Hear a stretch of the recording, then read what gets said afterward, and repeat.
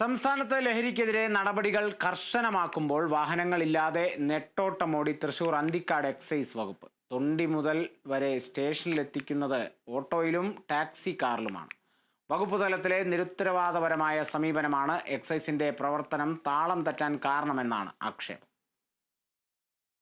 Anthikad, Cherpu, കോലൂര് റേഞ്ചുകളിലെ excise ഓഫീസുകളിൽ വാഹനമില്ലാതായിട്ട് 2 മാസത്തിലേറെയായി. നിലവിൽ ഉപയോഗിക്കുന്ന ജീപ്പുകളുടെ ഫിറ്റ്നസ് അവസാനിച്ചതോടെയാണ് പ്രശ്നം ഗുരുതരമായത്. ലഹരി സംഘങ്ങളെക്കുറിച്ച് വിവരം ലഭിച്ചാൽ ഡിപ്പാർട്ട്മെന്റ് നൽകിയ 2 സ്കൂട്ടറുകളിലാണ് ഉദ്യോഗസ്ഥർ പരിശോധനയ്ക്ക് പോകുന്നത്. കൂടുതൽ പേർ വേണ്ട സാഹചര്യത്തിൽ വാടകയ്ക്ക് വാഹനം വിളിച്ചു വരുത്തി റെയ്ഡിന് പോകേണ്ട സ്ഥിതിയാണ്. വാഹനത്തിന്റെ വാടക സ്വന്തം കയ്യിൽ നിന്ന് കൊടുക്കണം. പണം ഡിപ്പാർട്ട്മെന്റിൽ നിന്ന് കിട്ടുവാൻ കാത്തിരിക്കണം.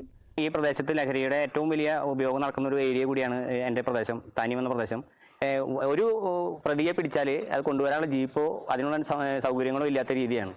ഈ സർക്കാരിൻ്റെ ഭാഗത്ത് നിന്ന് കിട്ടേണ്ട ഒരു സഹായം എന്ന് പറഞ്ഞാൽ പോലീസിൻ്റെ ഭാഗത്തിന് പോലീസിൻ്റെയും എക്സൈസിൻ്റെ ഭാഗത്ത് നിന്ന് കിട്ടേണ്ട എക്സൈസിൻ്റെയും കിട്ടാത്ത ഒരു രീതിയിലേക്കാണ് ഈ പ്രദേശത്ത് ലഹരിയുടെ അതിവ്യാപനം നടന്നുകൊണ്ടിരിക്കുകയാണ്. അപ്പോൾ അതിനെ ഒറ്റക്കെട്ടായി നേരിടണമെങ്കിൽ ഇത്തരം ഓഫീസുകൾ വളരെ കർക്കശമായിട്ട് തന്നെ മുന്നോട്ട് പോകേണ്ടതുണ്ട്.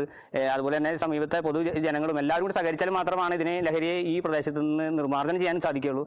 അതിന് അന്തിക്കാട് പോലീസും എക്സൈസിനും വേണ്ടപ്പെട്ട രീതിയിലുള്ള സൗകര്യങ്ങൾ ഒരുക്കാൻ സർക്കാർ ശ്രദ്ധ കൊടുക്കണമെന്നാണ് എനിക്ക് ഈ സമയത്ത് പറയാനുള്ളത്. ഉപയോഗശൂന്യമായ 3 വാഹനങ്ങളാണ് ഓഫീസ് പരിസരത്ത് തുരുമ്പെടുത്ത് കിടക്കുന്നത്. ഡ്രൈവർ തസ്തികയിലില്ലാത്തതിനാൽ പഴയ വാഹനങ്ങൾ മാത്രം ഇവർക്ക് ലഭിക്കുന്നത്. അംഗബലമില്ലാത്തതിനാൽ ലഹരി സംഘങ്ങളെ പിടികൂടലും പ്രതിസന്ധിയിലാണ്. Kerala vision news, Thrissur.